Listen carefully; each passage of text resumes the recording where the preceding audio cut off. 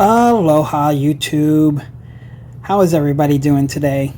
My name is David Jansen. Welcome to my channel. Today is September 28th. It is Monday 2020 and we are looking at the public investing app. I did a review on this app, which I will have cards throughout this video showing my review of this app, and then you can click on the playlist if you want to see the other videos that I talked about this app. I did it because somebody requested in the comments that I do a review on this app. I hadn't heard of it personally myself, but there are some things that I like about it. I'll also have in the cards if you want to see what I did today with Robinhood and what I did today with my Fidelity account. So I have three main brokerages that I really use. My Roth IRA is with M1 Finance. I transferred my individual account from M1 Finance over to Fidelity. So I have some quick reviews, sorry, and some other thoughts about Fidelity of some things that I don't like about it. But the one main reason why I wanted to go to Fidelity is why I'll probably end up staying there, and I just hope that they can make the improvements to make their website and their app a little bit more closer to what the rest of these newer app brokerages are doing. So, and then Robinhood is my growth side. Because the stock market has been dipping big time, I have been making a lot of moves with my Robinhood portfolio. And then Fidelity, I did one sell today and a couple buys today if you want to check those videos out as well.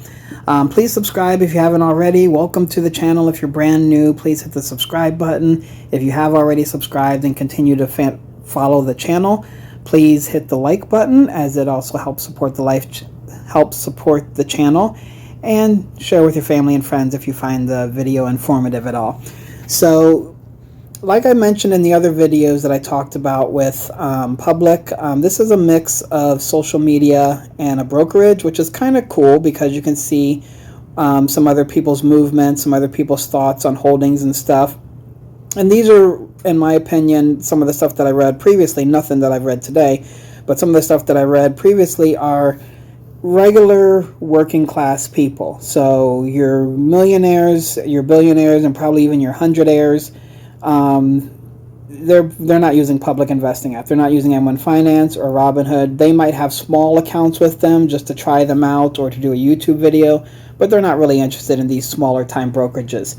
So I feel like you're getting real opinions and thoughts from people that are either investing smartly or making wise choices with, or trying to make wise choices with their money by budgeting to have a retirement later on. And you're probably going to have your risky people as well too, who use investing as a way to gamble. Even though the sports are here, some people still might look at investing as a gamble, and they'll take those big swings. That's not uncommon, especially when there's no commissions. And public investing app, there's no commissions for you to make any trades. So, but I do feel like you're getting people who are trying, people who want to learn.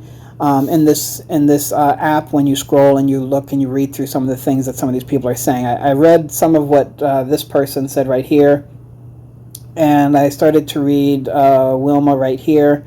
But for the most part, the stuff that I read previously just seemed to be normal, regular, everyday working class people. So the nice thing that I did like about this app is they don't give a free stock. I prefer to get a free stock, but they do let you choose your free slice. So if you look at my video at the beginning, it has a bunch of companies listed for you on what you can choose. All the other ones, except for Google, I owned in all my other portfolios, so I decided to choose Google. And public will give you up to $5 of a slice, basically a fraction, a significantly small fraction of one of these companies. If I hadn't had some of the other ones chosen in my other portfolios, then I would have went with one of the ones that was trading a little bit lower, hoping that I get the full $5. I only got $2 worth of Google is what they gave me, and then I deposited $5, and for some reason the public investing app was having some issues over the last week with linking your account using Plaid software to it's supposed to be the super encrypted, super secure way to link your bank account to mobile devices and the online Mainly it's just apps, I think. I don't think I've seen it. No, I have seen it on desktop versions when you try to link your bank. So finally, yesterday, or I think it was Friday after the stock market closed, I was able to get it to link. So I made a purchase of $5. I added it to the $2 that they already gave me to Alphabet just to see, what it says and how long it would take for the process to take.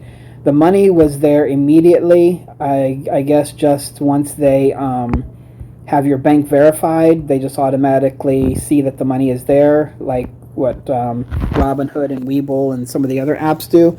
They have already verified your bank. They know where it's coming from, so they automatically give that money up to you, and then when it settles into your account in the next 3 to 5 days, then it's actually taken out. So looking through some things here of what it says, what Wall Street thinks as far as buy ratings, any events coming up on that company, and then you can see some articles here. I do like that it has this earnings down here for you, easy to see, and it also gives you any dividend information, which Google Alphabet doesn't pay a dividend. Gives you their market cap and some other information as well there too. So just wanted to let you guys know that I was still trying to sort through this public investing app. Not complicated at all. I actually really like it. If I had kids, which I don't, and I've never been married, I would probably set my kids up with something like this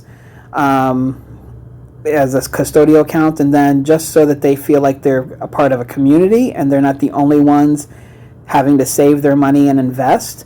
They can see the social aspect of this as well too, and it might not be their direct friends that they're talking about investments with, because how many kids in their 20s or teens are actually talking about investing? But I didn't start thinking about it until I was 27, 28. I was out of college almost 10 years by the time I started thinking about it. I always had an interest in it, but I just never made enough money, and two, I was just always kind of struggling along, especially through college and stuff, and then after the Great Recession as well. So, but anyway, give me your thoughts and opinions on this investment app. What do you think of it? And if you want me to do any more videos, I can do that for you. But this is probably going to be the last one that I do on this, unless for whatever reason I decide to throw, which I don't have a lot of money, but if for some reason Google dropped below $1,400, like it dropped down to $1,000, then I would probably put some more money into it. So, but anyway, looking forward to hearing what you guys have to say. Be safe and healthy out there, everyone. Mahalo and aloha.